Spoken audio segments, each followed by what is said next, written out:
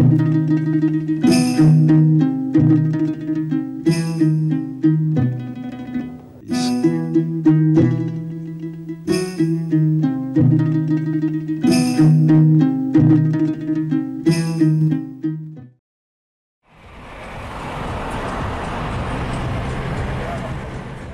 দর্শক, আজ আপনাদেরকে দেখাবার চেষ্টা করব এমন একটি পাহাড়, যেই পাহাড়ের সাথে রাসূল করিম সাল্লাল্লাহু তাআলা আলাইহি ওয়াসাল্লামের সাহাবায়ে কেরামের একটি যুদ্ধের পরিণতির স্মৃতি জড়িয়ে আছে।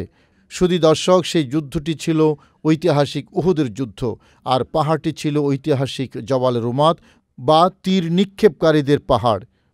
শুধু দর্শক, রাসূল করিম সাল্লাল্লাহু তাআলা আলাইহি ওয়াসাল্লাম হযরত আব্দুল্লাহ ইবনে জুবাইর রাদিয়াল্লাহু তাআলা আনহুর নেতৃত্বে ৭০ জন সাহাবীকে এই পাহাড়ের উপর মোতায়েন করেছিলেন পাহাড়ি পথ নিরাপদ রাখার জন্য।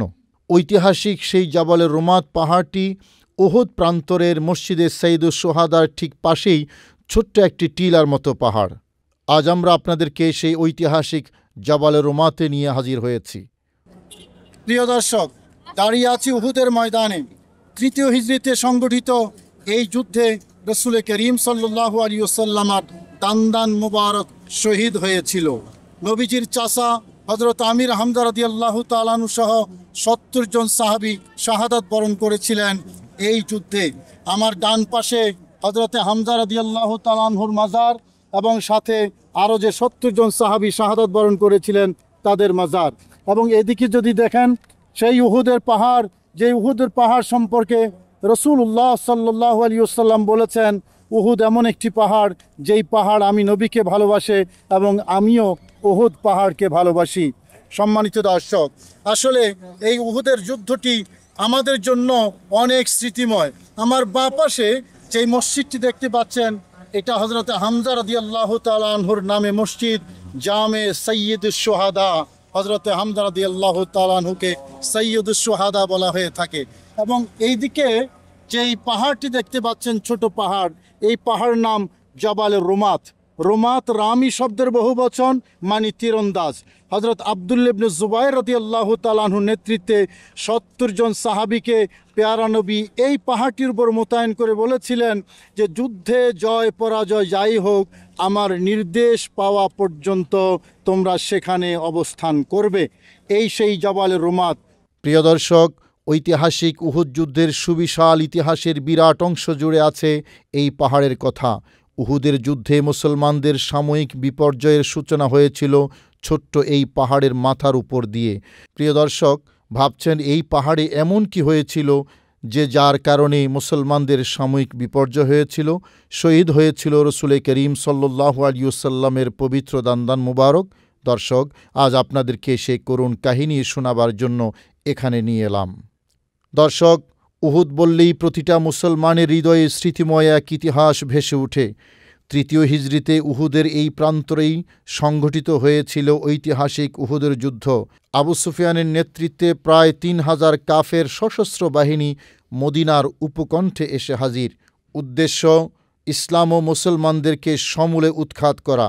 বিপরীতে মাত্র ৭০০ মুসলিম যোদ্ধা। অসম শক্তির এক যুদ্ধ।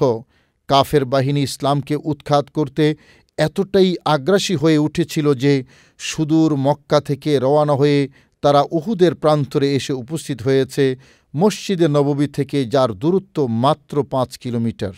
ইসলাম প্রচারের প্রাণকেন্দ্র পবিত্র মদিনায়ে মুনাওয়ারাকে হেফাজত করা রাসূল করিম সাল্লাল্লাহু আলাইহি ওয়াসাল্লামের জন্য অপরিহার্য হয়ে পড়েছে। বাধ্য হয়েই প্রিয় রাসূল সাল্লাল্লাহু আলাইহি ওয়াসাল্লাম উহুদের অভিযানে নেমেছেন। স্বল্প সংখ্যক সাহাবী নিয়ে উপস্থিত হয়েছেন ঐতিহাসিক উহুদের ময়দানে। প্রিয় দর্শক, পেয়ারা নবী রাসূল করিম সাল্লাল্লাহু আলাইহি ওয়াসাল্লাম মুসলিম সৈন্যদের উহুদের ময়দানে বিন্যস্ত করে দাঁড় করালেন। তাদের মধ্য থেকে আব্দুল্লাহ ইবনে জুবাইর রাদিয়াল্লাহু তাআলা আনহুর নেতৃত্বে ৫০ জনের একটি তীরন্দাজ বাহিনীকে এই পাহাড়ের উপর দাঁড় করিয়ে বললেন, আজকের যুদ্ধে জয় পরাজয় যাই হোক না কেন, আমার পরবর্তী নির্দেশনা ছাড়া তোমরা এই পাহাড়ের এই স্থান ত্যাগ করবে না। আমি যখন অনুমতি দেব, শুধু তখনই তোমরা এই স্থান ত্যাগ করতে পারবে। যা বর্তমান বিশ্বেও আধুনিক রণকৌশল হিসেবে বিবেচিত। কারণ মুসলিম বাহিনী এই পাহাড়কে পেছনে রেখে এই উপত্যকার বিপরীত দিকে অবস্থানকারী শত্রুদের মোকাবেলা করছিল। তাই শত্রু বাহিনী যাতে পাহাড়ের পেছন দিক থেকে মুসলিম বাহিনীর উপর আক্রমণ করতে না পারে, রসুলে করিম সাল্লাল্লাহু আলাইহি ওয়াসাল্লাম সে পথ রোধ করার জন্যই এই পাহাড়কে নিরাপদ রাখা জরুরি মনে করেছেন এবং এখানেই আবদুল্লাহ ইবনে জুবাইর রাদিয়াল্লাহু তাআলা আনহুর নেতৃত্বে সেই তীরন্দাজ বাহিনীকে মোতায়েন করেছিলেন। প্রিয় দর্শক, দাঁড়িয়ে আছি ঐতিহাসিক উহুদ ময়দানের ছোট্ট একটি পাহাড় জবালে রুমাতে। এই জবালে রুমাতের সাথে ইসলামের আনন্দ বেদনার একটি সম্পর্ক আছে।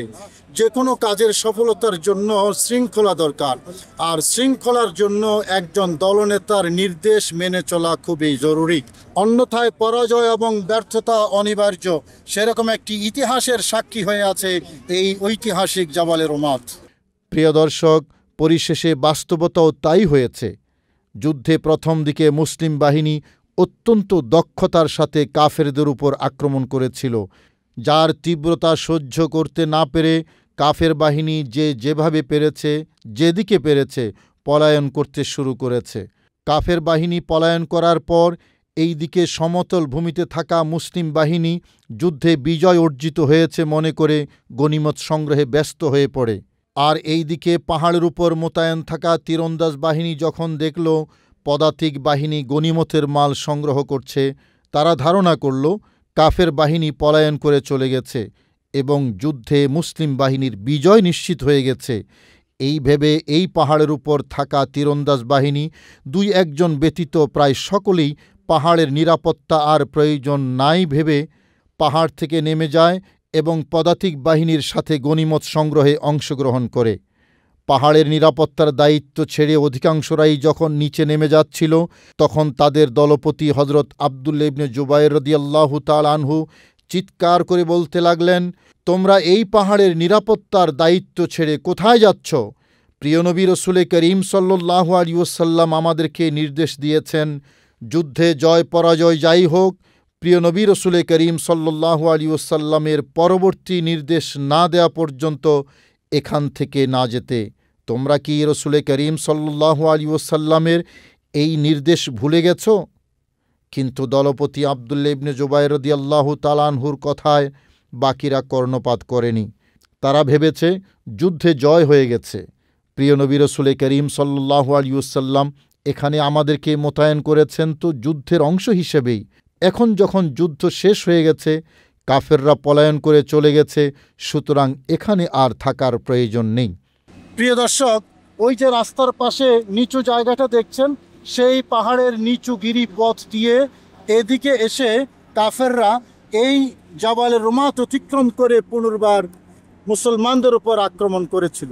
এই সেই পথ এবং এই সেই জাবালে রুমাত।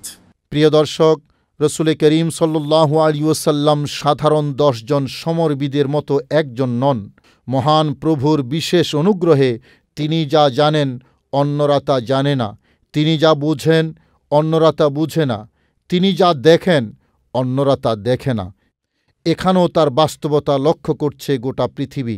রসুল করিম সাল্লাল্লাহু আলাইহি ওয়াসাল্লামের কথা অনুসারে পরবর্তী নির্দেশনা পর্যন্ত অপেক্ষা না করে এই পাহাড়ের উপর মোতায়েন করা বাহিনী যখন নেমে পড়েছে, তখন মূল যুদ্ধের ময়দান থেকে পলায়ন করা কাফেররা দেখল এই পাহাড়ি পথে কোনো প্রহরা নাই। তখন তারা পুনরায় সংঘবদ্ধ হয়ে দ্বিতীয়বার প্রবল বেগে মুসলিম বাহিনীর উপর পেছন দিক থেকে এই পাহাড়ের উপর দিয়েই হামলা চালায় এবং তখনই মূলত মুসলিম বাহিনীর বিপর্যয় শুরু হয়, যে বিপর্যয়ের কথা পবিত্র কোরআনে কারীমে একাধিক আয়াতে মহান রব্বুল আলামিন উল্লেখ করেছেন। সুধী দর্শক, কাফেরদের সেই আক্রমণে হজরত আমির হামজা রাদিয়াল্লাহু তাআলা আনহু সহ ৭০ জন সাহাবী শাহাদাত বরণ করেন। প্রিয় নবী রসুল করিম সাল্লাল্লাহু আলাইহি ওয়াসাল্লামের দান মোবারক শহীদ হয়, মাথার উপর হেলমেট ভেঙে মাথায় জখম হয়, অসংখ্য সাহাবী আহত রক্তাক্ত হন। রসুল করিম সাল্লাল্লাহু আলাইহি ওয়াসাল্লামের প্রতিটি কথারই গুরুত্ব আছে। রসুল করিম সাল্লাল্লাহু আলাইহি ওয়াসাল্লামের কথা মান্য করলে যেমন দুনিয়া ও আখিরাতে প্রভূত উপকারিতা আছে, তেমনি কথা মতো আমল না করলেও আছে সমূহ বিপদ। উহুদের ময়দানের এই জবলে রুমাত আজও সে কথার সাক্ষ্য বহন করে আছে। আজ মুসলিম জাতির বিপর্যয়ে প্রধান কারণ এখানেই। রসুল করিম সাল্লাল্লাহু আলাইহি ওয়াসাল্লামের শিক্ষা ও হেদায়েত থেকে অনেক দূরে সরে গিয়ে পাশ্চাত্য শিক্ষা গ্রহণ করার প্রতিযোগিতায় নেমেছে মুসলিম উম্মাহ। আর সে কারণেই সংকটের মহাসাগরে পড়েছে মুসলিম মিল্লাত। প্রিয় দর্শক, মুসলমানদের এ মহা বিপর্যয় থেকে মুক্তি পেতে হলে রসুল করিম সাল্লাল্লাহু আলাইহি ওয়াসাল্লামের মহান শিক্ষার উপর অটল অবিচল থাকতে হবে। উহুদের এই পাহাড়ের মহান শিক্ষা এখানেই। প্রিয় দর্শক, দ্বিতীয়বারের মতো কাফের বাহিনী যখন এই পাহাড়ের পথে মুসলিম বাহিনীর উপর হামলা চালায়, তখন মুসলিম বাহিনী বিক্ষিপ্ত হয়ে পড়ে। প্রিয় নবী রসুল করিম সাল্লাল্লাহু আলাইহি ওয়াসাল্লামের সাথে তখন মাত্র 10 থেকে 12 জন সাহাবী ছিলেন, যারা কাফেরদের এই তীব্র আক্রমণ থেকে রসুল করিম সাল্লাল্লাহু আলাইহি ওয়াসাল্লামকে হেফাজত করার দায়িত্ব পালন করছিলেন। এদিকে শয়তানের প্ররোচনায় কাফেররা প্রপাগান্ডা চালায় যে ইসলামের নবী শহীদ হয়ে গেছেন। হযরত ওমর রাদিয়াল্লাহু তাআলা আনহু এই প্রপাগান্ডার জবাব দিয়ে বলেন, না, প্রিয় রসুল সাল্লাল্লাহু আলাইহি ওয়াসাল্লাম এখনও জিন্দা আছেন। প্রিয় নবী রসুল করিম সাল্লাল্লাহু আলাইহি ওয়াসাল্লাম তখন সাহাবায়ে কেরামকে নির্দেশ দিয়ে বলতে লাগলেন, এদিকে আসো, আমার দিকে আসো, তোমরা সবাই আমার দিকে আসো। প্রিয় নবী রসুল করিম সাল্লাল্লাহু আলাইহি ওয়াসাল্লামের মধুর আওয়াজ শুনতে পেয়ে সাহাবিগণ যেন নতুন জীবন ফিরে পেয়েছেন। চারদিকে বিক্ষিপ্ত হয়ে পড়া সাহাবিগণ পুনরায় রসুল করিম সাল্লাল্লাহু আলাইহি ওয়াসাল্লামের কাছে আসতে শুরু করেন।